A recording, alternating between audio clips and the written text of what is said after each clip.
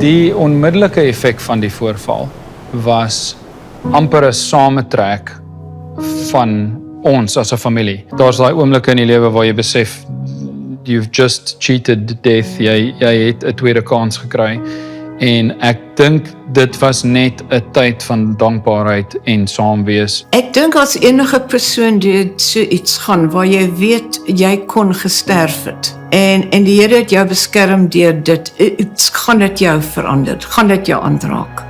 Definitief en nog 'n sterke persoon maak, ja. Tydens haar herstel by die huis was die ergste vir haar was maar die brandwonde en die plaksels wat sy moes ingaan dat hulle vir haar die oues afval, vars plaksels opsit. Dit is eintlik maar 'n 3de graadse brandwond van binne af uit. Toe die vlees opvul en die senuwee herstel, toe voel ek die pyn.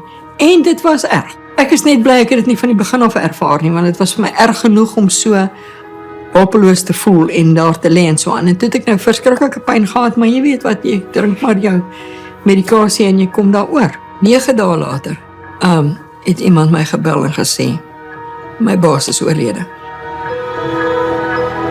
Die feit dat my ma 88.000 volts oorleef het, was na die mening van die professor by wie ek gewerk het en die hoof van die departement 'n absolute wonderwerk. Hy het vir ons baie duidelik gemaak dat Eskom se mense, almal wat op daai lyne werk, niemand oorleef dit nie.